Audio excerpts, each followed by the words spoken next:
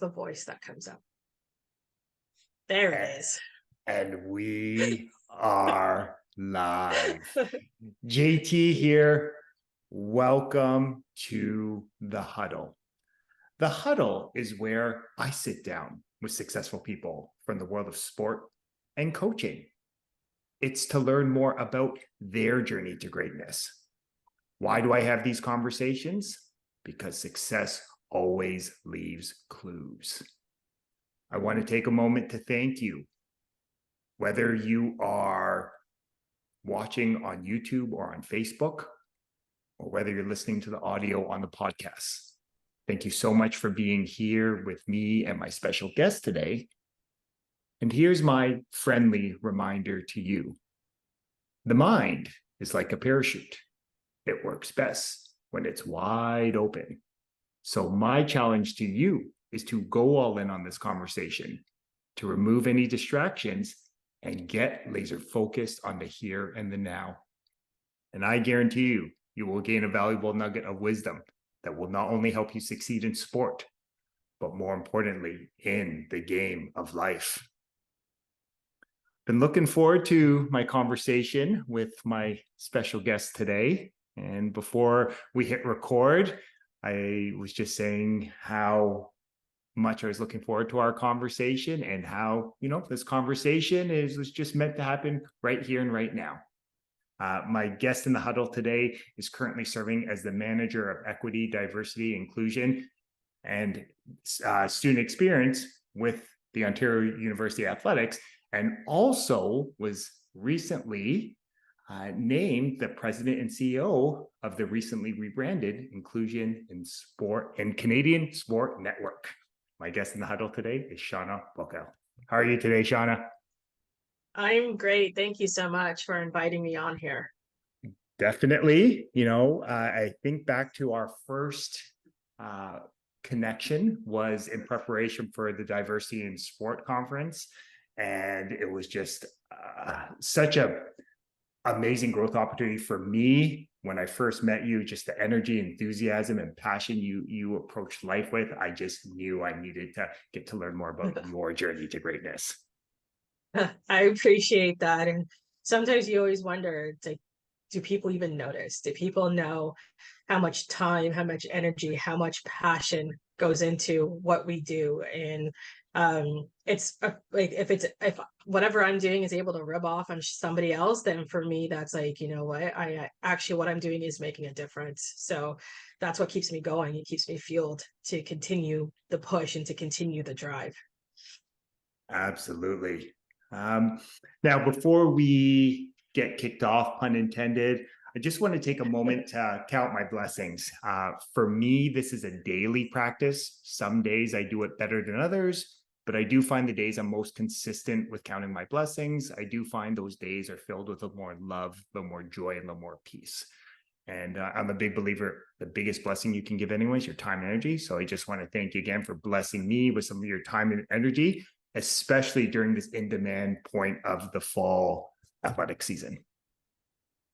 Again, it's for me, I've always believe, and I've been taught, it's like every person comes into your life for a reason. They come into your life to be a blessing, or they come into your life to be a lesson from that aspect. And from the moment I met you, it's like, being with the way our first interaction, just the emails and going back and forth, I'm looking forward, and I said it, I'm looking forward to working with you. I'm looking forward to growing with you in this journey that we're both on, because it is a blessing to meet other people who have that same drive, that same passion, and that same energy. And when people like us can come together, there's literally nothing that can stop us from succeeding and helping to provide other opportunities for other people that are either at the same pace as us, or the ones that are coming up behind us, that will continue to move that torch forward when it's time for us to kind of retire a little bit and relax. I love it. And it's a great reminder that, one of the ways to live a rich and meaningful life is to enrich the lives of others first. Definitely. Okay. So I'm curious, sport has obviously played an important role for you in your life. You're still a very active and servant-based leader in the space today, and you're really doing your best to enrich the experience for everyone involved. I'm curious, sport often gives us many or reinforces important life lessons that go well beyond, the arena, the field, the court. Is there a life lesson that you've taken away from sport? And again, I know you can name many that you find yourself still applying to your life in other areas. Oh, goodness, yes. I'll never forget like my very, very first interaction in getting involved in sports. So I got injured when I was 13. I ended up tearing my ACL. So I couldn't play sports. And of course, like, when you're 13, you think your life is over. It's like, oh my goodness, I've torn my ACL. Oh, I can't play sports anymore. I'm over. And it's like you go through the whole dramatic situation. And at the time, there was this lady named Darcel Wright who worked at Ontario Basketball. And of course, I played basketball, and that's how I tore my ACL. And Darcel was a family friend, and so she told my parents, like, "Hey, let her come." Like volunteer with me throughout the summer because I couldn't play sports anymore, and I was waiting to have my surgery. So for the summer, I went to go volunteer with her at the Basketball Ontario office. And over the time of me volunteering with her, she always like there's the little nuggets that she taught me along those routes. And she would always say to me, never give somebody a job that you're not willing to do yourself. Mm. And that to me right there, it's like at first, again, I'm 13. I'm like, I don't know what you're talking about. Like, what do you mean never give somebody a job that I would do myself? And whenever she gave me a task to do, she was doing it with me. And she would start it off. She would help me to make sure I got into a groove. I understood what I was doing. So this is how, like, so we're going back in the day when we didn't have the NCCP locker where you can just punch in a number and then you can look up somebody's credentials. We had the infamous black book that it's like if you were looking for somebody's name, you had to go chronological to find it, to put a little check mark to make sure it was updated. And we had those little passport cards. It was probably the most tedious job I have ever done in my life. Mm. But she was right there with me for the half of the day, making sure I understood what I was doing, making sure I knew how to check the registrations that came in and how to do all these different things and how to file it and do it properly. And all those little things she would teach me. And then the next day she was like, okay, we're now going to put together the newsletters again. Before digital newsletters and everything from that end, it was doing all those mail inserts. And when you have like 20 different sheets of paper that you have to put together with a letter and then put it in an envelope with the labels and everything from that end. But she was, again, and she was in a manager role, and she's sitting there showing me how to do it, and she's doing it with me, doing inventory of clothing. And that stuck with me for over 30 years. And Mhm. I never give my staff or my interns or anybody that I work with anything that I would not do myself. And I will be there with them at the beginning, counting inventory, picking up boxes, moving things around, setting things up, making sure it's like everybody calls it the grunt work, the work that nobody wants to do. But I'm right there doing it with them because if I'm not willing to do it myself, then how could I expect other people to do it if I'm not willing to do it too? So it's like it took a while for me to understand what Darcel meant when she told me that when I was 13. Mhm. And we're now like over 30 years later, and it's still something that I practice. Do I like doing inventory? Not at all. But it's also something I know if I don't like doing inventory, I can guarantee you my staff or my interns don't like doing it either. But when they Mm. see that I'm doing it with them, that's a different set of examples that I'm setting from that aspect. Mm. I appreciate you sharing this, part of your lived experience. And it's interesting how, those early lessons on great leaders will show you through their actions, not just tell you with their words. So, Mm-hmm. so I'm curious, how has that lesson continued to grow and evolve with you as you have, stepped into different leadership roles, and just different experiences? How has that continued to just serve you?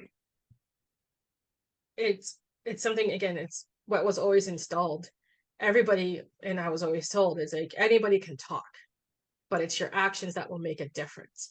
And not all your actions are going to be visible for people to see. Like people don't, it's like, and every time I always think of it, I think of that iceberg picture where everybody sees that nice shiny iceberg at the top of the water, but underneath the water, you don't see the hustle, you don't see the late nights, you don't see all the failed attempts, you don't see the rejections and everything from that nature. And it has taught me, it's like the other thing, the lesson that I learned was like it's not just leading by example, it's learning to, it's understanding that if plan A doesn't work, you still have how many more alphabets until you get to plan Z. You want to exhaust every single, all parts of your options before throwing in the towel and saying I'm going to give up, because giving up is easy. And that, I think that's why my passion and everything still grows, because a lot of other people, if they or if they get a no and a no, you got two no's. Well, I can still get 20 plus no's before, you never know if somebody might say yes down that line, and somebody might see that hustle, somebody might see that passion, somebody might see that drive and that value of what we're trying to do and be like, you know what, I'm going to take a chance on that person. I'm going to take a chance on that vision. And that was something I've done for a while. Like when trying to work in the sports industry, I remember applying for a job after job after job and getting all those, back then again, getting those letters in the mail. And you know, when you got that envelope in the mail, it's like, oh, I didn't get the job, that single sheet envelope. Whereas if you got that phone call, it's like, okay, great, I got the interview, I got the job, and I can move forward. But Mm, it took a long time because it's hard. It's hard to get rejected. It's hard to continue moving forward, but I'm also looking at it as, especially now, I have people looking up to me. And if people see me giving up so easily, then they're going to be like, well, if Shauna can't do it, or if Shauna's giving up, then maybe I should give up too. And what I've hopefully shown a lot of my staff and interns over the years is not to give up and to like continue moving forward. And yes, there are going to be times where, all right, I got to plan Z and it didn't work, but I got to plan Z, it didn't work. How can I change it to make sure mm, when I go back to plan A for this new version, like this new vision, it's going to work. So it's mhm, learning how to adapt, how to change, and then also aligning yourselves up with people that support you, because having that support system is a big deal and it will help you move forward in what you want to do. mm. It's so timely what you shared there, and it was interesting as you were sharing, these words that start to come up, the value of persistence, the value of patience, of perspiration, right? You think back to all the things that made you a high quality athlete, all those, again, persistence, patience, right? And it's interesting because I think we live in an interesting time now where social media is great, right? There are a lot of Mm-hmm. benefits to it. The challenge I always like to remind people is like, we're seeing the highlight reels, right? You were talking earlier about Yeah. how with championship season, everyone sees the picture of the team and the captains raising the trophy, but you don't always see all the behind the scenes reps and sets at Mm-hmm. practice in the weight room that actually help them to hoist that trophy. So it's Hoist I it. love the Yeah. reminder. Yeah. I have that picture of the iceberg and I always share it with all my interns and all the students and people everywhere I go. They don't see everything. So just because people don't see the failed attempts, people don't see your heart, like the late nights, the early mornings, the grit, they don't see you working hard, doesn't mean you give up. So it's like if people choose to only see part of that journey that you go on, that's on them. But you have to know what you're going to do to get to that journey. And it's also put it in perspective. Are you doing this so you can get the likes on social media? Are you doing this so people can praise you for that very itty bitty part that they see? Or are you doing this because you want to go somewhere and you want to also open other doors and you want to keep pursuing an avenue that other people haven't pursued or other people haven't gone down, and here's a chance for you to be an example, for be a leader, and to open doors for the next generation coming in behind you. Mm. It's interesting what you shared there was just this idea of like leaving places and spaces and people better than before you got there. Mm-hmm. Hmm. Exactly. So I'm curious, the one thing I've really come to appreciate about you again is that passion, right? To just make the world a better place. So I'm curious, What was the inspiration for you to step into this role with the OUA? Coming in through a lens of, making things more equitable, diverse, inclusive, and just really enhancing the student experience. I'm curious, what was the inspiration for you? To be very honest, the inspiration, I would have to say it was my president, like my president from Field Hockey Ontario, Richard Kroll. And it was a conversation I was having with him. And he looked at me when the job posting came up and he sent it to me and he was like, you need to apply for this job. And I looked at it, like, after reading his email, I called him and I was like, I'm not applying for this job. Like, why am I going to apply for this job? I'm an executive director at an PSO, or provincial sport organization, if people don't know what PSO is. And I'm growing and I'm learning and I'm doing stuff in here. And he was like, okay, he's like, we're not going to talk about this over the phone. So the next time I saw him in person, he was like, you're applying for this job. And he's like, and you're applying for this job because you've outgrown field hockey. He was like, you have so much to give and so much that people can learn from, that he's like, it's being selfish keeping you for one sport when you can make an impact across more sports and across more lives. And it was like listening to him, because here I'm thinking, I'm like, you just want to get rid of me. I'm like, I thought I was doing a good job. I thought I was bringing all these things in and making all these changes. And he just said, you've outgrown it here. He's like, you've outgrown, and it's time for you to share what you're doing with a bigger audience. And he was telling me that. And then I had a couple of other board members who also were just calling me, and they're just like, we don't want you to leave, but it's the best thing for you to leave. It's the best thing for you to grow. And they're like, you're not going to grow anymore here because you've done what you can do. You've taken us to where we can go from that aspect. And now it's time for you to they take on a new challenge. And especially at the timing of how everything was coming out during that time in between 2020 and 2022, it was that point where they didn't really have a lot of BIPOC, especially Black female leaders. Mhm. And Sandra Levy didn't come into her position until later 2022. And then, you had Charmaine Crooks, who came on with Soccer Canada, I think at the end of 2022 or 2023, when she became the president of, or the chair of, that organization. So there really wasn't a lot of Black women, particularly in senior positions or different positions, making that impact. And to know that I had that support and that other people believed in me more than I believed in myself, that Mhm. it was one of those where, okay, I'm going to try this. It's like they see something in me that clearly I'm not seeing, and they think I can make this impact. So let me really see if this is a good fit, and if this is the right opportunity for me to go down and go from there.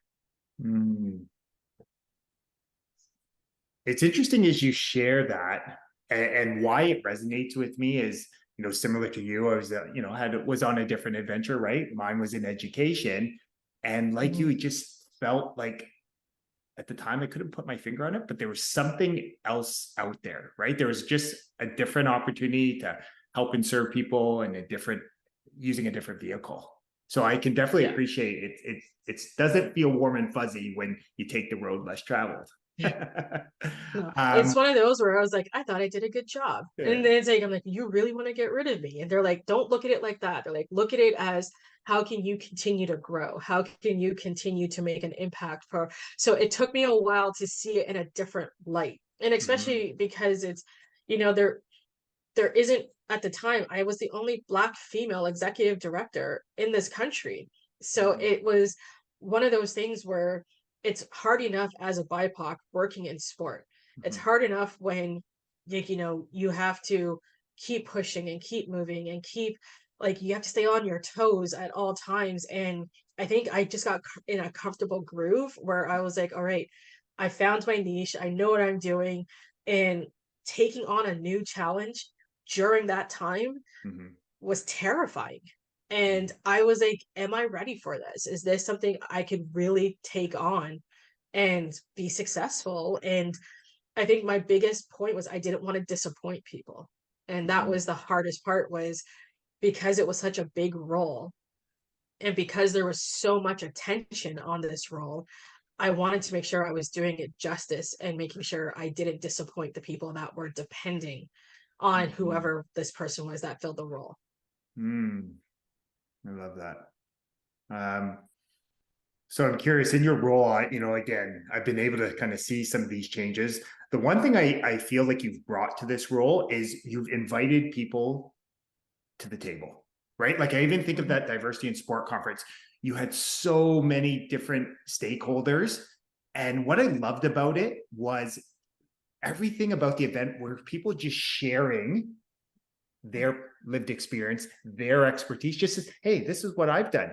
Maybe you can take a nugget and apply it. So it was really this very communal, very family oriented event. So I'm curious, have you noticed anything either, in preparation of that beautiful event or that you've taken away and seeing sort of what is manifested from that event? Yeah, it was, again, like growing up, and for me, some of the lessons I've learned, it's like one thing I've always been taught is don't be afraid to bring somebody who's smarter than you to the table. Don't be afraid to have people that are going to help you grow as an individual. And when I took this role on, I'm like, I am not an expert in like, anti-racism. I am not an expert in inclusion and equity, but I'm going to go find those experts. I'm going to go find those individuals and bring them to the table. And like, again, why do I, if we're supposed to be in this to grow together, why do I want to keep this to myself and not share it with everybody else? And that way we're all on the same page together. We're all on the same wavelength, and we are growing together for a better future with what we want to do. And there's a lot of people doing some amazing work out there, but for whatever reason, some people just don't know they exist because they they may not have the flashy titles, or they're not in the, like, the media or the spotlight for different organizations and whatnot, but they are doing the work. They're doing the, like, everything at the ground. They just needed that opportunity to say, here I am, here's some opportunities. And no, it's not new. We've actually been doing this for 10, 20, 15 years. And because of a very tragic, fortunate what happened in 2020, it brought things to light. But we've been doing this for a very long time. And here's how you can get started, and here's how we can help you from that aspect. And it was more important for me to bring people together than it was for us to be selfish and start, like, working in silos. Because Mhm. if we are going to tackle situations, we need to work together. And coming from that conference and looking at things now, I'm seeing more collaborations. I'm seeing more groups come together and say, let's do this together instead of working individually. And if we can get more people to work together, Mhm. that is a dangerous thing right there. And it shows that we are united and we all have a common goal from that aspect. And that's what the conference was. The conference was to help bring people together and share the same knowledge out there. The other thing, it's like sometimes some stuff are expensive. Like, I'm not gonna lie, like, I've seen there's some training and there's some opportunities that I would love to do and I would love to be a part of, and then I see the cost of it and I was like, oh, it's like, that's a little expensive from that aspect. I don't know if that's in my budget right now. So being able to bring some speakers, being able to bring some presenters and panelists to a conference and making it affordable for people to attend, that was my other goal that I had. Because if somebody can't afford to have somebody come in and do a one-off because they just don't have it in their budget, the size of their organization, here's an opportunity to pay 75 or $100 for 1 day or 2 days and get as much information, get as much examples and things from this area so you can bring it back to your organization and at least get started from that aspect. For the organizations that do have a healthier budget and a bigger budget, they were able to reach out to some of those presenters and some of those organizations and say, I want to continue that conversation. Can you come and do a training session with us? Can we set up those calls and those conversations? And that's what that conference was for, was to get people to the table and start talking. And I've had people say, can you make the conference virtual? No.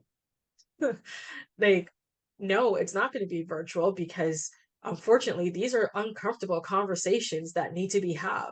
And I'm not going to have a conference where you can just turn off your camera and you're not even in the room or you're multitasking. It's like for a day, for 24 hours or 48 hours, it's time to be uncomfortable and have these uncomfortable conversations. Because now, hopefully, with you being in that room for the 24 or 48 hours, however long you're at that conference, it will give you a small snippet of an insight of how some of your BIPOC employees and athletes and coaches and people feel of what we go through 365. Mhm. So it's, for some people, it's like, yes, we know what you're going through. We respect, like, we empathize, but do you really, like, when you're in the room, you can feel that energy. You can hear it in their voices. You can see it in their faces and their passion. You can't get that over Zoom. And Mhm. that's why this conference, and hopefully we'll give people more than enough notice to say it's in person, here it is. And eventually, like, it's not, in my opinion, it's not something that should be virtual, because again, like, these are the conversations that need to be had in a safe space, in a room, but it's also being uncomfortable. And that's Mhm. okay, because now we're going to teach you how to become comfortable, and how do we grow, so when eventually you are sitting in these rooms, you don't feel uncomfortable, but you are comfortable and able to say, here's how I can support you, here's what I've learned, here's how I move forward in this direction. So that's the Mhm. goal, hopefully. Oh, so many valuable nuggets of wisdom there. I love that you made it in person, as it sort of forces and prompts people to have, we have a Team Ontario coach that often talks about the importance of being able to have hot conversations, honest, open, transparent conversations. And as you and I both know, that is a skill that has been lost a little bit in today's digital Yeah. world. Um, Yes. the other thing of which I would love to share with you, I don't think I've shared this with you, was in my travels this fall, I had an opportunity to meet with one of the young leaders that was currently an OUA Oh, athlete, and nice. was just sharing some of his lived experience, and was also sharing he's doing some nonprofit work. He started a nonprofit and is giving back to his community. And it was interesting how just you creating that space for us to meet and be in that same, and we never talked at the event, but just built that level of trust to where he could come up to me after practice, and we just had a great conversation. And it just, again, I just want to thank you for providing that opportunity, but then also providing a new connection that I otherwise wouldn't have had. Yeah, it was honestly, it's like, I never realized. So when you look at it, I've been doing this for a very long time, Mhm. working in sports, going to these conferences. And usually when I go to these conferences, or if I go to different things, sometimes I'm the only Black person in the room. Sometimes I'm the Mhm. only BIPOC in the room. And Mhm. sometimes if there's other people, it's less than a handful, like less than five that are in a room. Mhm. And for me, the eye opener was, I went to a conference in the US. I was in a room with 600 Black people. And I'm literally like looking around, being like, this is amazing. Like, I was saying, I've never been in a room with this many Black people in sport, doing the same thing that I do, Mhm. understanding the world that I'm in, and are able to support me in ways I can't get in Canada. And when I was thinking about that, when I was in my hotel room that night, and I was just like sharing the thoughts of that day with my family, my mom and my dad, and I was like, I sat there being like, why do I have to leave Canada to be in a room full of Black people? I was Mhm. like, why can't I do this in Canada? Why can't I be in a room full of minorities who work amateur sport? Because that was the other part.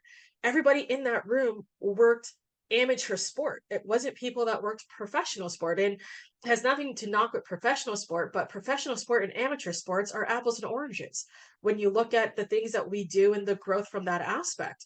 And I was like, I don't want to, not a lot of people can pay to go to the US, to flights, hotel, food, the registration fee for the conference, and all of these things that you have to pay for. It adds up. And with the cost Mhm. of everything here, it's like I just felt everybody should be able to benefit what I'm benefiting from, but not leaving Canada to benefit from it. So, and then I happened to come back to Canada, and then again I went to a conference out in Ottawa, And then I look around the room and there's only three minorities. And I was like, oh, here we go again. And I got tired of it. And I was like, no, we're not going to do this again. We're going to do something about this. We're going to create a space. Mhm. And even growing up when I was in sport management, I wasn't, I was one of probably five people at Brock University that were a minority in the sport management program. When I went to Durham, I was it. When I went to West Virginia, I was it in my program. And again, the only time I can go into a room full of Black people when I was a student is when I went to, it was for Black students at West Virginia's campus. And I was like, this is amazing. And I remember what that felt like being like for a student. So I wanted that same experience for the students here. Mhm. I wanted them to see you are not alone. There is a network of people that are here to support you. There are people who look like you in careers that you want to go into who can share with you some of the struggles we've gone through, can share Mhm. with you what you can expect going into this industry. And here are some of the things that we've learned. Here are some of our best practices. And are we perfect? Absolutely not. Like we're still learning, we're still growing. But the difference is we can now do it together. Mhm. We now have that network to continue working together. Like when we had that emerging leaders program, after at the end of the night, I just sat there and I just cried because for me, I've never been in a room with that many Black students and leaders in Canada. And the fact that we were able to pull on an event like that in Canada was amazing because that has never happened from that aspect. To see some of, like, I think our future is bright, to be very honest, in sport. With some of these amazing BIPOC leaders coming up, I'm like, you know what? I'm excited to retire because when I see who's coming in behind us, I know that they're going to keep pushing that envelope. I know they're not going to take no for an answer. I know they're going to look at plan A to plan Z and they're going to continue pushing forward and opening up the door and put like, just doing something that we're trying to do right now. And I'm just in I'm excited to get round two going for this conference and Mhm. hopefully continue the succession of what we've done and having that safe space for people to come, to gather, to learn, to network, and walk away and realize I am not alone. I Mhm. have a network of people that I can now call call on for assistance from that aspect. Mhm. Your passion, your energy, enthusiasm for this work. I mean, it's coming off of the screen. Like I know we're virtual, but you can feel that energy. And it's interesting because I was just reminded earlier this week I released a conversation with Hugh Lawson, and he was talking about the same idea because again, he was someone who people especially a lot of young BIPOC leaders like they go to him for guidance, and he talks about this idea. And I think of the conversation I've been having. There are a lot of people that are looking for just diverse faces, people from diverse backgrounds, communities, socioeconomics, cultures, and it's so important that they have people that are representative and reflective of where they come from. So Mm-hmm. it's really, so I guess here's my question for you.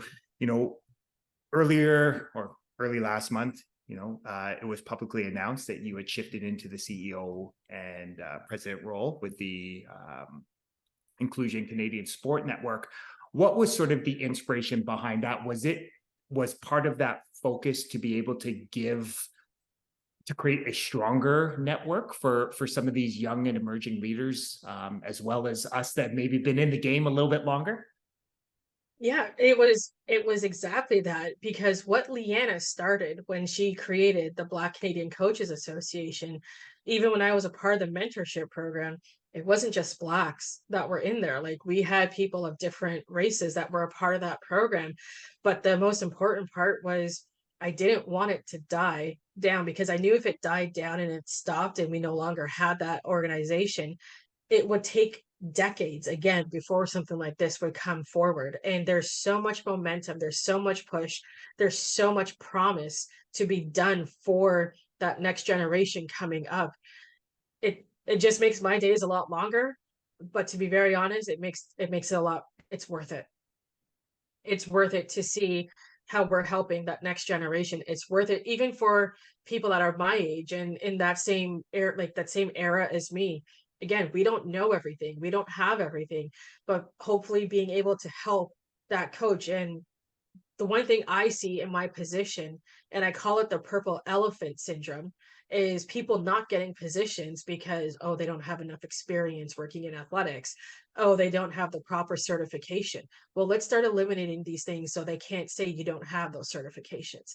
Let's give you these opportunities. So if we can offset the cost to help people get their NCCP certification, if we can help them get that mentor to help them or get some volunteer experience so they can say, yes, we are having some experience, but at the end of the day, we need to help those individuals.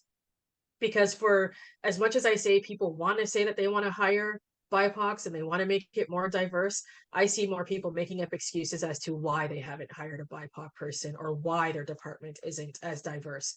So hopefully with ICSN, one, we're going to help our BIPOCs get the certification, the experience, the mentorship that they need. But it's also at the same time, let's help educate non-BIPOCs as to how you can help BIPOCs, as to how you can see things differently to open a door and also expand your leadership and your mentorship so you can help that person. Like I remind people when I started in my career, all of my managers and all of the people I reported to for a very long time in my career are all white men. Mm. And through my career, I never really noticed race. I never really like that was never an issue and it never came up. They still treated me the same and they taught me the same. They would say different things like a little tidbit I still go back to when I was a student at Brock University and I was working all of the sport games because that was my job and we had a uniform and part of the uniform because I was a supervisor is like you had to dress the part like so you had to dress up. Mind you, I'm from Scarborough. Dressing up to me was putting on a tracksuit that matched. So it wasn't like I didn't have those dress clothes because it's not something that I wore growing up. The only time I really wore dress clothes is when I wore my high school uniform. That was dressing up for me at that aspect. So I'll never forget Lauren Adams. Lauren Adams was my athletic director. And Lauren and I think he can clearly see I was uncomfortable when I was told what my uniform had to be. And I said to him, I can't afford dress clothes. Like I can't afford to buy clothes like this and to wear this because and I wasn't going to accept the role as a supervisor.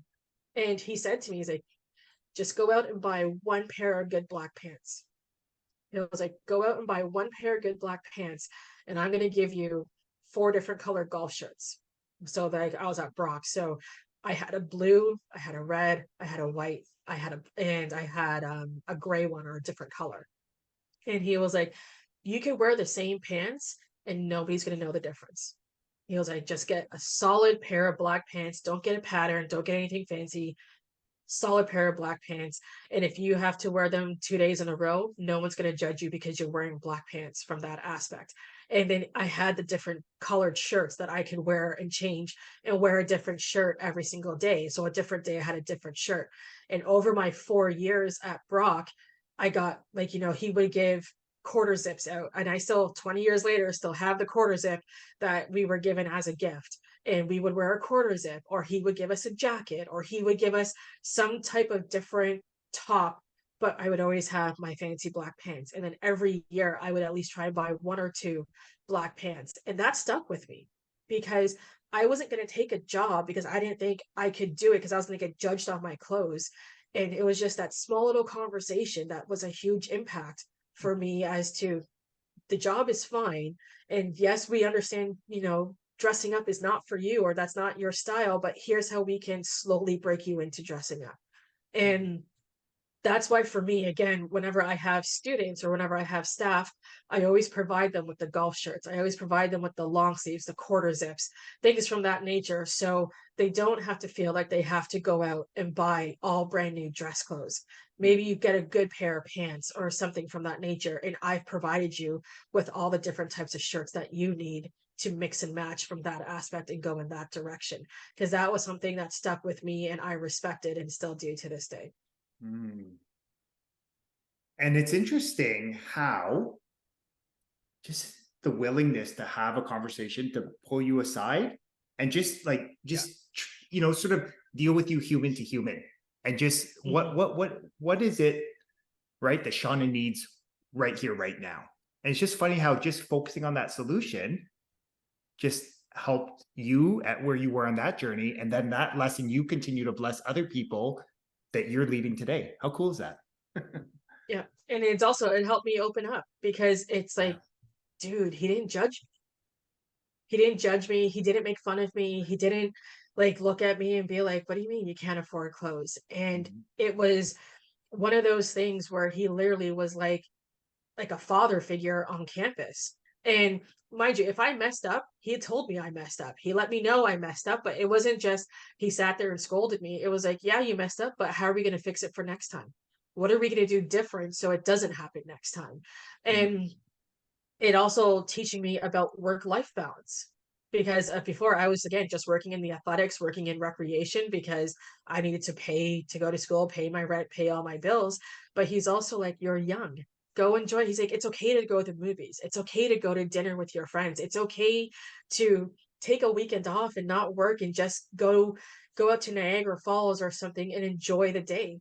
He's like, don't just work your life away, enjoy what you're doing. And that's when he said the moment you're not enjoying what you're doing anymore Mm. is the time you need to reevaluate why you're doing what you're doing. And if you do this list and realize that you're no longer having fun, maybe it's time for you to start looking to move on and go somewhere else. Because the longer you stay in a position that's no longer fun for you, it's going to impact your work, it's going to impact your relationships, it's going to impact how you see things. And that's the last thing that you want to do from that Mm. end. Just such valuable words, right? That still sound like are still framing your life today. Yeah, I had some amazing leaders. What if there's other leaders out there? Maybe they're in the sports space, maybe they're in education, maybe they're just in business and they want to start making their spaces more equitable, more diverse, more inclusive, but don't really know how to even start the conversation because it just maybe it's just really uncomfortable. Mhm. Could you offer maybe even like some words of wisdom where they could even start? It's, I know for me, I've always been open and transparent.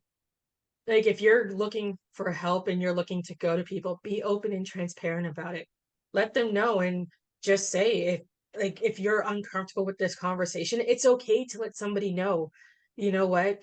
I don't know a lot. This is an area that is a little uncomfortable for me and I'm still trying to learn because you'll be surprised how a lot of people will be like, I get you. I understand where you're coming from.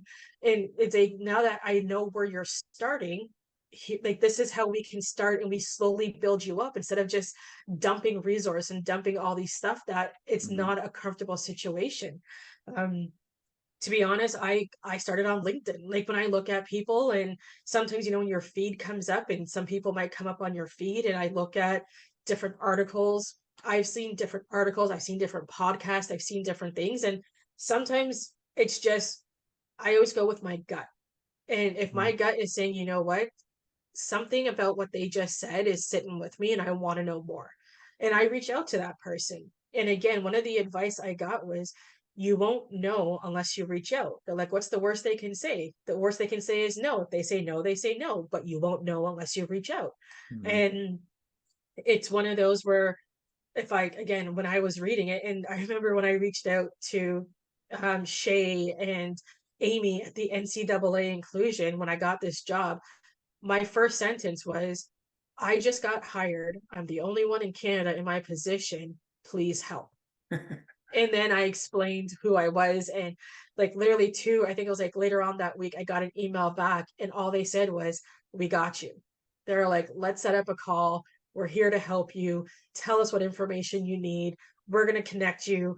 And next thing you know, they're sending me emails. Like they're introducing me to some of their partners because after the meeting, it's like, okay, here's who we work with, and they might be able to help you. And now that's how I got started with having some of these meetings and some of these partners. And now I'm able to bring these partners and these organizations to organizations in Canada to help us grow and things from that nature. And open honesty, transparency.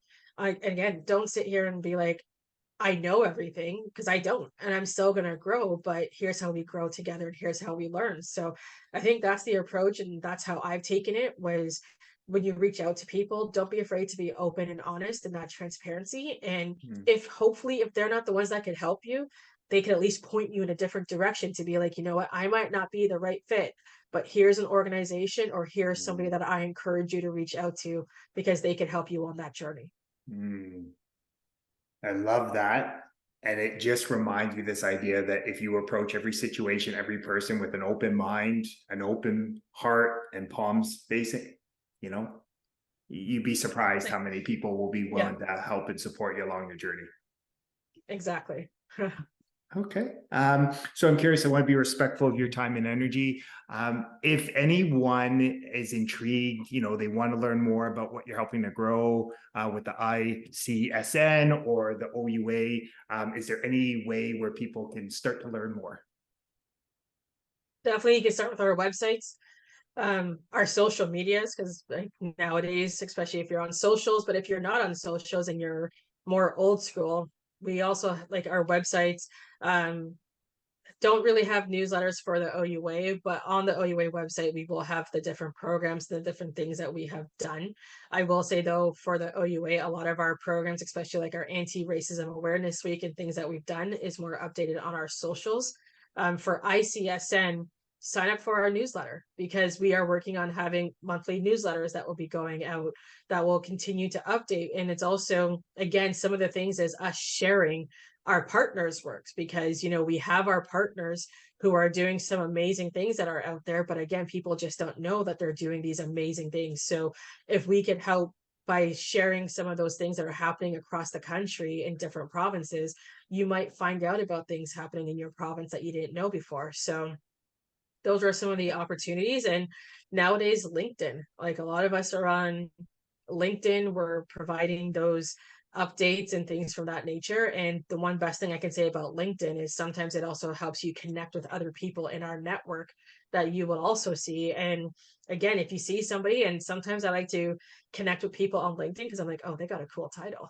It's like, what does that title entail? Or sometimes I might see somebody and it says, you have 105 contacts and like similar contacts. And I was like, how do we know so many people, and how Yeah, have we not crossed paths in that direction? So you never know how you can run into people and introduce and meet people in that retrospect. And like I've been following you on LinkedIn for a while, especially I think after you got hired with Football Ontario. And I was actually at Field Hockey Ontario when you got hired at Football Ontario. And then I was looking at your bio and your resume, and it resonated with some of the work that you were doing. So I've been following you, and it's like when you reached out to do this, I'm like, this is like a full circle moment, kind of meeting each other and going from, let me just add him on LinkedIn and see maybe down the future we can connect, to sitting here talking with you and like growing what we want to move forward for the next generation.